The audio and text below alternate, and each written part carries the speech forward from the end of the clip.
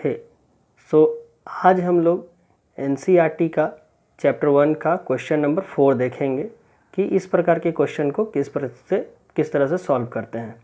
Question में हम लोगों को दे रखा है यूक्लिड विभाजन प्रमेयिका का प्रयोग करके हम लोग को दर्शाना है कि अगर कोई धनात्मक पूर्णांक जो कि m है, अगर इसका वर्ग किया जाए तो इसके वर्ग का करने के उपरांत हम लोग को m या 3m + 1 के रूप में आता है।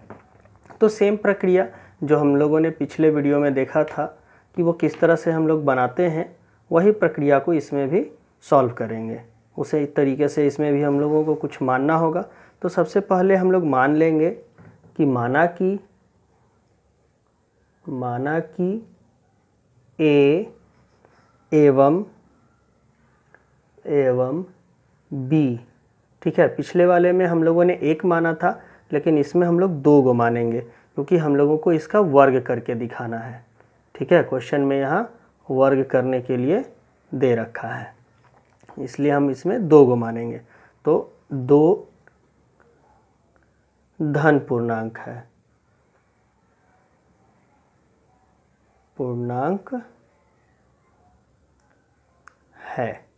ठीक है।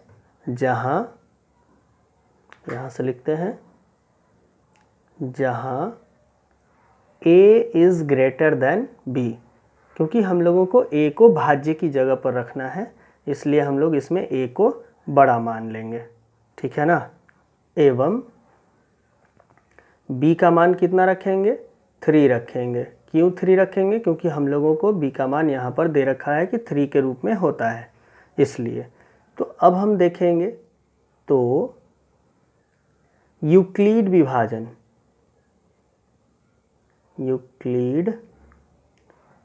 विभाजन प्रमेय से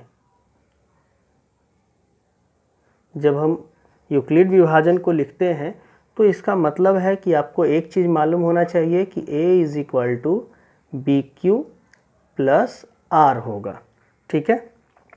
और जहाँ पर हम लोगों को अब R का मान कितना रखना होगा?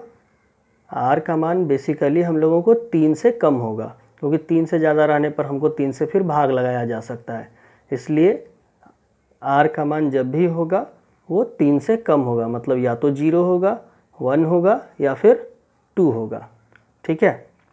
तो ज़रा इस इक्वेशन में अब हम लोग R के वैल्यू को पुट करते हैं। जब इसमें हम पुट करेंगे तो a एक b के जगह मेरा 3 हो गया, q एक बार 0, ठीक है। तो ये कितना आ जाएगा? a = 3q, ठीक है। उसके बाद अब हम दूसरा को देखते हैं, तो डायरेक्टली लिख दें a बराबर हम लोग का 3q + 1 हो जाएगा, और एक और हो जाएगा a = 3q + 2, ठीक है। इस प्रकार से हम इस क्वेश्चन को ऐसे लिख सकते हैं ना। तो जब इसको लिख सकते हैं तो हम लोगों को इसमें कहता है कि जब ये तो धनात्मक पूर्णांक हो गया, तो इस धनात्मक अगर पूर्णांक को वर्ग करते हैं, ठीक है, तो जितना भी धनात्मक पूर्णांक है तीनों, इन तीनों को अब हम वर्ग करेंगे। तो लिखेंगे दोनों तरफ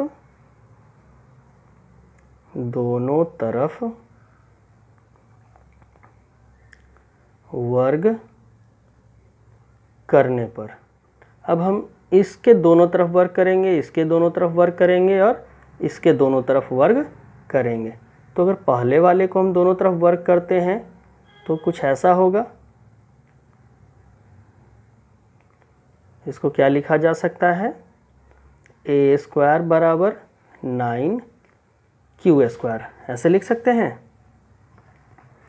ठीक है ना। तो अब इसके बाद इसे वर्ग करते हैं, तो इसे वर्ग करेंगे तो a² = 3q + 1 का होल स्क्वायर के रूप में आ जाएगा। और आप लोग को एक फॉर्मूला मालूम है कि a + b का होल स्क्वायर क्या होता है। तो a + b का होल स्क्वायर क्या होता है?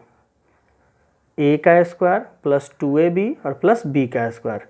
तो अगर a का स्क्वायर हम लोग करते हैं तो 9q² हो जाएगा, प्लस 2ab, तो 2ab तो 3 दूना 6 और गुना 1 यानी कि 6q हो जाएगा, और जो b का स्क्वायर करेंगे तो 1 हो जाएगा।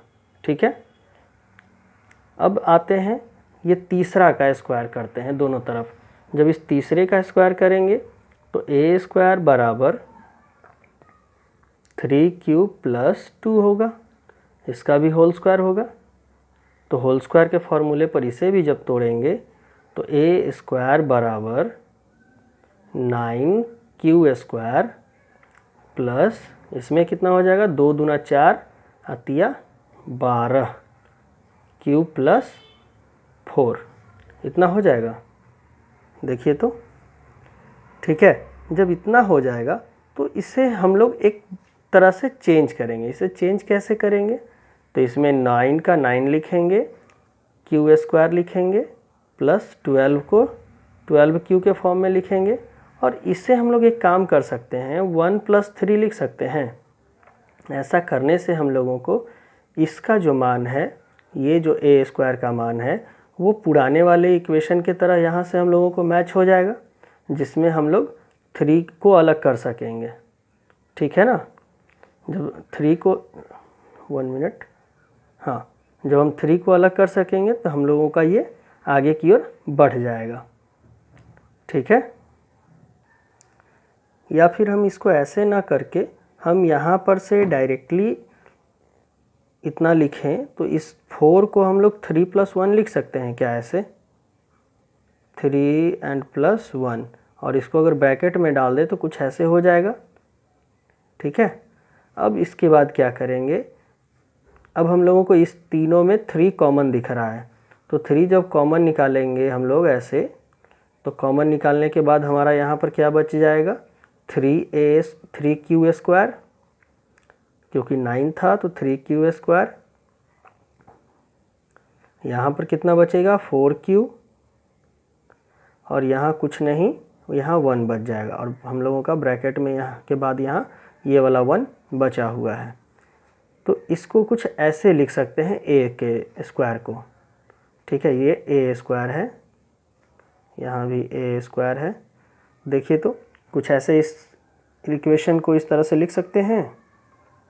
अब इसके बाद हम लोग अब क्या करेंगे उसे देखते हैं। इसके बाद अब हम लोगों ने हर जगह पर a स्क्वायर का मान निकाल रखा है। एक मान हमारा यहाँ है, ये इक्वेशन फर्स्ट हो गया, ये इक्वेशन सेकेंड हो गया, और यहाँ पर जो है हम लोगों ने इसे इक्वेशन थर्ड मान लिया। ठीक है, अब इसके बाद हम लोगों को एक चीज़ तो पता चल रहा है कि ये a का स्क्वायर या ये a का स्क्वायर या फिर ये a का स्क्वायर, ये सभी जो है 3 से डिविजिबल है, मतलब 3 से विभाज्य है। और इसे जब 3 से विभाज्य करेंगे तो हम लोगों को या तो शेषफल 0 मिलेगा या नहीं तो 1 मिलेगा। जैसे इसमें 3 से भाग करेंगे तो शेषफल 0 मिलेगा, इसमें 3 से भाग करेंगे तो 1 बचेगा, इसमें भी 3 से भाग करेंगे तो 1 बचेगा। तो इसे ही हम लोग लिखेंगे। अब वो लिखेंगे कैसे उसे समझते हैं, यहाँ देखते हैं। जैसे लिखेंगे, चूँकि a स्क्वायर के मान से स्पष्ट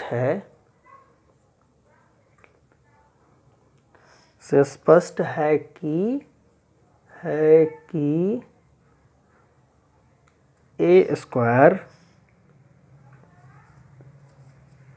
3 से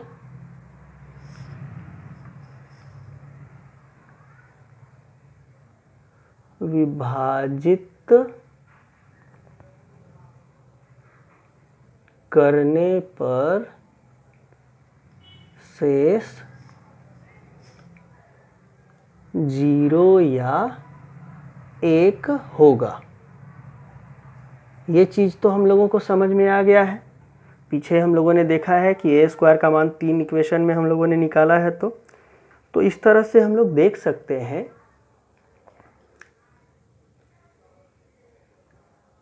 इस प्रकार a स्क्वायर बराबर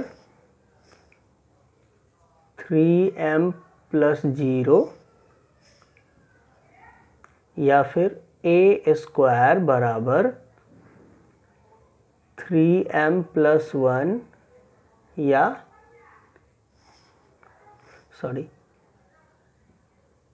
के रूप में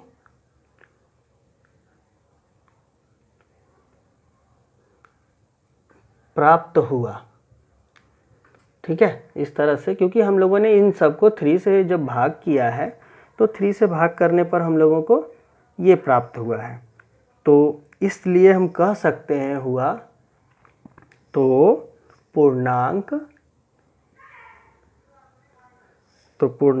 का वर्ग किसी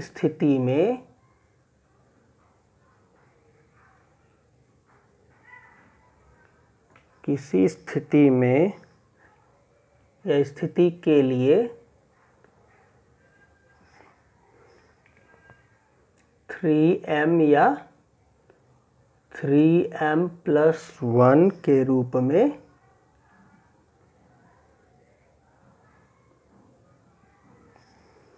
होता है।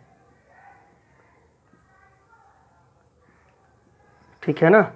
अब इस पूरे को एक बार हम अच्छे ढंग से देख लेते हैं, क्योंकि इस क्वेश्चन में थोड़ा सा कन्फ्यूजन हम लोगों को ये होता है कि स्क्वायर करना है। तो जब स्क्वायर करना है तो सबसे पहले हम लोग पूरे का स्क्वायर देख लेंगे कि किस तरह से स्क्वायर हम लोगों को करना है। ठीक है, जब भी स्क्वायर किया जाएगा तो वो दोनों तरफ किया जाएगा। अब तीनों इक्वेशन को हम लोगों ने 3 से भाग किया है, तो 3 से भाग करने पर हम लोगों को ये समझ में आ गया कि ये पूरी तरह से या तो कटेगा या फिर शेषफल 1 बचेगा। तो जब शेषफल 1 बचेगा या फिर 0 होगा, मतलब कट जाएगा पूरी तरह से, तो उसका स्क्वायर तो हम लोगों को आसानी से दिख गया ना कि उसका या तो 3m बचेगा या फिर 3m+1 बचेगा। ठीक है, और अगर कोई किसी भी तरह का आपको कन्फ्यूजन हो तो आप कमेंट कर सकते हैं या हम लोगों से के चैनल से जुड़ सकते हैं। ठीक है, थैंक यू।